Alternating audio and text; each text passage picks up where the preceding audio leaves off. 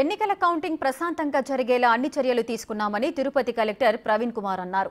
Postal ballot విషయంలో ఎలాంటి సమస్యలు తలెత్తకుండా తగు జాగ్రత్తలు తీసుకున్నామని వెల్లడించారు.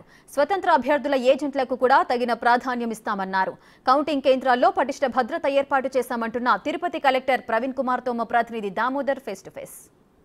మార్చర్ల తర్వాత వివాదంగా మారింది ఏదైతే ఉండే తిరుపతి జిల్లాలోని చంద్రగిరి నియోజకవర్గం. ఈ పరిస్థితుల్లో తిరుపతి కలెక్టర్ ప్రవీణ్ కుమార్ నిర్భయంగా నిష్పక్షపాతంగా తీసుకున్న నిర్ణయాలు సంచలనం రేకెత్తించాయి. ముఖ్యంగా దీంతోపాటు కౌంటింగ్ సందర్భంగా ఎలాంటి గొడవలు చెలరేగకుండా పూర్తి స్థాయిలో ఏర్పాట్లు చేశారు పోలీసు అధికారులతో కలిసి. దీంతోపాటు ఎన్నికల ఫలితాలను ఎప్పటికప్పుడు వెంటనే వెలువడడానికి, అదేవిధంగా పోస్టల్ బ్యాలెట్లు ఎంచడానికితో పాటు అదేవిధంగా సమాంతరంగా ఈవీఎంస్ ఎంపిక కౌంటింగ్ జరిగే విధంగా చర్యలు తీసుకుంటున్నారు. ప్రస్తుతం మనతో ప్రవీణ్ కుమార్ గారు ఉన్నారు, ఆయన అడిగి తెలుసుకుందాం. సార్ చెప్పండి, 4వ తేదీ జరిగే కౌంటింగ్కు ఎలాంటి చర్యలు తీసుకోబోతున్నారు? మన జిల్లా తిరుపతిలో 7 అసెంబ్లీ కాన్స్టిట్యుయెన్సీ, అదేవిధంగా 7 పార్లమెంట్ సెగ్మెంట్స్ సంబంధించి కౌంటింగ్ ప్రక్రియ పూర్తి చేయడం జరుగుతుంది. ఈ 7 అంటే 7x2 14 counting halls, 2 postal ballot, Tirupati parliament, Tirupati constituency 16 counting హాల్స్లో కౌంటింగ్ ప్రక్రియ ఆ రోజు మొదలుపెట్టి పూర్తి చేయడం జరుగుతుంది.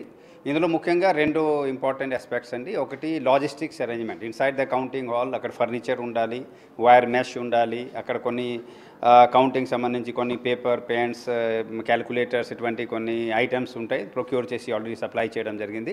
ఇవన్నీ కూడా అక్కడ కావాల్సిన arrangement along with the internet facilities ఇవన్నీ కూడా మేము పూర్తి చేయడం జరిగింది.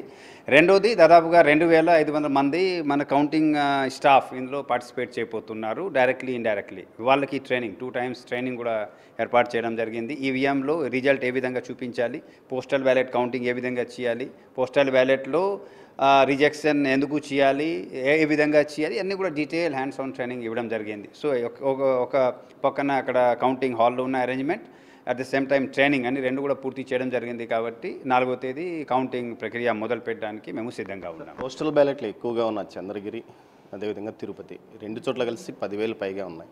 ఇక్కడ ఎలాంటి చర్యలు తీసుకోబోతున్నారు? సమాంతరంగా ఎంపిక అంటే టేబుల్స్ ఎక్కువగా ఏర్పాటు చేశారా ఈ 2 నియోజకవర్గాలు? ఓకే అండి. సో పార్లమెంట్కి ప్రత్యేకంగా ఒక సెపరేట్ కౌంటింగ్ హాల్ ఏర్పాటు చేసి అక్కడ 14 కౌంటింగ్ టేబుల్స్ ఏర్పాటు చేయడం జరిగింది. ఎందుకంటే దాదాపుగా 19,000 పైన మనకి పోస్టల్ బ్యాలెట్స్ రావడం జరిగింది.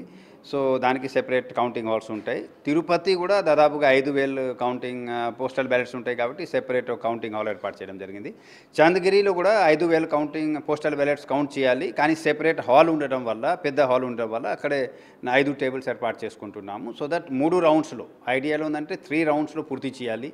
Each round it will take 2.5 to 3 hours పడుతుంది. కాబట్టి latest by 3 o'clock 4 o'clock postal ballot counting పూర్తి చేయాలి. అదేవిధంగా ఈవీఎం ఈచ్ కౌంటింగ్ హాల్లో 20 నుంచి 22, 20 నుంచి 22 రౌండ్స్లో పూర్తి అవుతాయి. కాబట్టి బై 4 o'clock అన్ని కౌంటింగ్ హాల్లో కౌంటింగ్ ప్రక్రియ పూర్తి చేయడం జరిగింది. 2019 ఎన్నికల్లో ఏదైతే తిరుపతి అసెంబ్లీకి సంబంధించి పోస్టల్ బ్యాలెట్ కౌంటింగ్ వివాదం నడిచింది, చాలాసేపు రాత్రి 11, 12 గంటలకు ఫలితాన్ని ప్రకటించాల్సి వచ్చింది. ఈసారి అలాంటి సమస్యలు తలెత్తకుండా ఎలాంటి చర్యలు తీసుకున్నారు?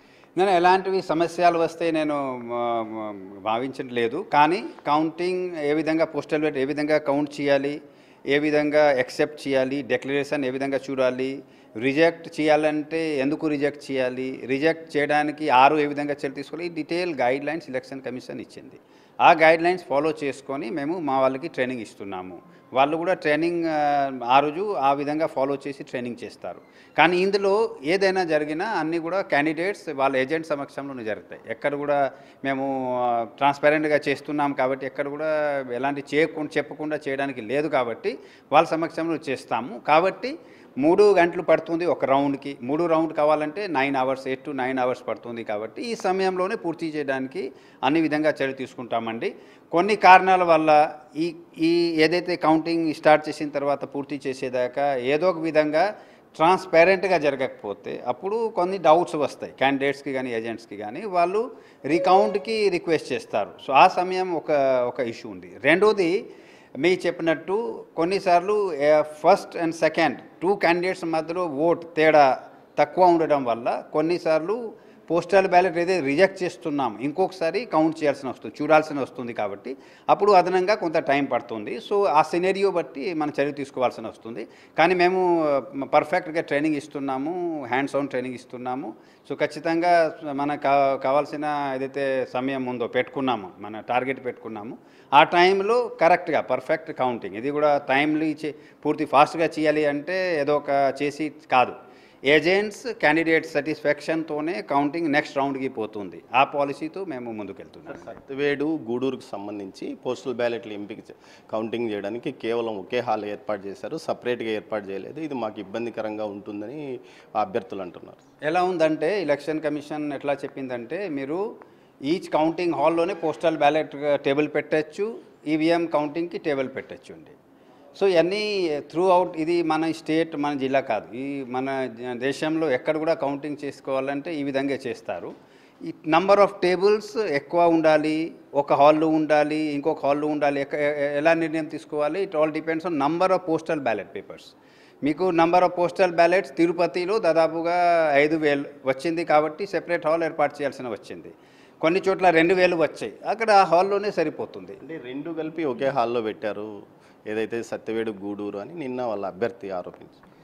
ఈ ఎలక్షన్ కమిషన్ ఆదేశాలు ఎట్లా ఉందంటే సేమ్ హాల్లో కూడా పోస్టల్ బ్యాలెట్ కౌంటింగ్ చేయొచ్చు, కానీ ఏదో కారణాల వల్ల అక్కడ చేయడానికి అవకాశం లేకపోతే మాత్రం అప్పుడు మళ్ళీ పర్మిషన్ మేము అడగాలి. అక్కడ ఎలాంటి అవకాశాలు లేవు, ఎందుకంటే 2,500 లోపలే ఉంటాయి కాబట్టి ఆ హాల్లోనే సరిపోతుందని ఎలక్షన్ కమిషన్ కూడా అప్రూవల్ ఇచ్చింది కాబట్టి హాల్లో చేస్తున్నాము. కానీ దానివల్ల ఏమవుతుంది, ఇంకా క్యాండిడేట్ కూడా గమనించవచ్చు, సేమ్ హాల్ నుంచి వాళ్ళు చూసుకోవచ్చు. ఇన్ఫ్యాక్ట్ వాళ్ళకి మేము కూడా ఎంత చేస్తామంటే ఒక చోట 2 జరిగిపోతే మంచిది, ఎందుకంటే 6 సమక్షంలో అన్ని కౌంటింగ్ జరుగుతాయి. అదర్వైజ్ ఒక పోస్టల్ బ్యాలెట్ ఒక హాల్లో, ఈవీఎం ఒక హాల్లో, సో రిటర్నింగ్ ఆఫీసర్ 2 చోట్ల వాళ్ళు చూసుకుంటూ ఉండాలి. సో ఎలాంటి దీనివల్ల సమస్యలు లేవు, క్యాండిడేట్స్కి నేను కాన్ఫిడెన్స్ ఇస్తున్నానండి, ఎలాంటి సమస్యలు ఉండవు, ప్రశాంతంగా జరుగుతాయి. ఆ రోజు అన్ని విధంగా ఏర్పాట్లు చేస్తున్నారు, వాళ్ళు అన్ని విధంగా చూసుకోవచ్చు, ఏజెంట్ అపాయింట్ చేసుకోవచ్చు, ఎలాంటి సమస్యలు లేకుండా కౌంటింగ్ జరుగుతుంది. తిరుపతి స్వతంత్ర అభ్యర్థులు ఒక ఆరోపణ చేస్తున్నారు, మేము కూడా పోటీ చేసిన వాళ్ళమే, మేము కూడా వారితో పాటే ధరావత్తు కట్టాము, అన్ని రకాల వారితో పోటీలో ఉన్నాము, మమ్మల్ని కౌంటింగ్కి రావద్దని, కేవలం మీరు కొంతమంది రావాలి, బయట ఉండాలని మా ఆర్ఓ చెప్తుంది. కౌంటింగ్ సందర్భంలో మా ఏజెంట్లను పూర్తి స్థాయిలో 47 మంది మొత్తం ఉన్నారు, అందరినీ లోపలికి అనుమతించాము, కేవలం 6-7 మాత్రమే రిజిస్టర్డ్ పార్టీలు, నేషనల్ పార్టీస్ని మాత్రమే అనుమతిస్తామంటూ సమావేశంలో చెప్పింది. ఇది ఎంతవరకు న్యాయమని అంటుంది. నో, రిటర్నింగ్ ఆఫీసర్ కౌంటింగ్ నిర్వహించాల్సిన బాధ్యత ఉంది. అక్కడ ఉన్న అరేంజ్మెంట్స్ కానీ ఎంతమంది కౌంటింగ్ సూపర్వైజర్, కౌంటింగ్ అసిస్టెంట్స్ పెట్టుకోవడానికి ఎంత అవకాశం ఉందో అన్నీ కూడా గమనిస్తారు, చూసుకొని నిర్ణయం తీసుకుంటారు. మా ఏజెంట్ లోపలికి రావడానికి అర్హుడు కాదా అనేది వాళ్ళ క్వశ్చన్స్. నో, అట్లా ఉండదండి, డిపెండింగ్ ఆన్ స్పేస్. అక్కడ కొన్ని చోట్ల ఏమవుతుందంటే స్పేస్ లేదు, 500కి ఇక్కడ కూర్చోపెట్టలేరు కాబట్టి ఏదో ప్లాన్ చేసి ఉంటారు, ఎవరికి ఆపడానికి లేదు, లేకపోతే బయట ఏదో ఒక హాల్లో కూర్చోపెడతారండి, లేకపోతే బయట సమయాన టెంట్ వేసి చేస్తారు. బికాజ్ కౌంటింగ్ పోలింగ్ డే కూడా చేసి ఉన్నాం అన్ని చోట్ల, నేనే వెళ్ళాను, చాలా చోట్ల నేను గైడ్ చేశాము, ఇక్కడ కూడా ఆ విధంగా చేయడానికి అవకాశం ఉంది. ఖచ్చితంగా రిటర్నింగ్ ఆఫీసర్ విధంగా చేస్తారు, నా దృష్టిలో రాలేదు, ఖచ్చితంగా ఆ విధంగా చర్య తీసుకోమని ఆదేశాలు. మొట్టమొదటి ఫలితం ఏ సమయానికి వస్తుంది? చివరిది 8 గంటలకి పోస్టల్ బ్యాలెట్ కౌంటింగ్ మొదలవుతుందండి. 8:30 మేము ఈవీఎం కౌంటింగ్ మొదలు పెడతామండి. నేను టైం కూడా చెప్తున్నాను, each postal ballot each round 3 hours పడుతుంది, 3 గంటలు పడుతుంది.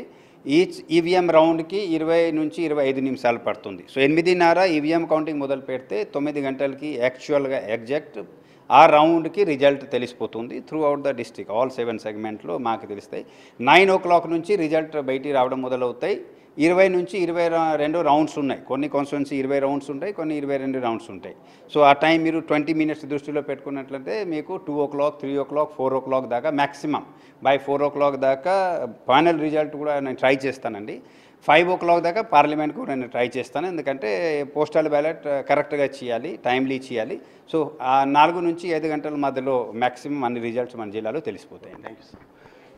తిరుపతి జిల్లాకు సంబంధించి ఫలితాల 3 గంటలకు ఫలితాలు ప్రారంభమై 5 గంటల లోపల పూర్తి స్థాయిలో వెలువరుస్తాయని, 8:30 గంటలకు మొట్టమొదటి రౌండ్ కౌంటింగ్ ఫలితాన్ని వెలువరుస్తామని, అదేవిధంగా ఏదైతే ఏజెంట్ల సమస్యతో పాటు కౌంటింగ్ సందర్భంగా ఎలాంటి అవాంఛనీయ సంఘటనలు జరగకుండా పోలీస్ శాఖ పటిష్టమైన బందోబస్తు తీసుకుంది. దీంతోపాటు పూర్తి స్థాయిలో ఎక్కడ ఎలాంటి ఇబ్బంది తలెత్తకుండా కౌంటింగ్ను ప్రశాంతంగా నిర్వహిస్తాం. పోస్టల్ బ్యాలెట్లలో ఉన్న అనుమానాలను నివృత్తి చేయడమే కాకుండా పోస్టల్ బ్యాలెట్ల కౌంటింగ్ కోసం ప్రత్యేకమైన వ్యవస్థను ఏర్పాటు చేశామని కలెక్టర్ ప్రవీణ్ కుమార్ అంటున్నారు. కెమెరా పర్సన్ పురుషోత్తంతో దామోదర్, తిరుపతి కలెక్టరేట్.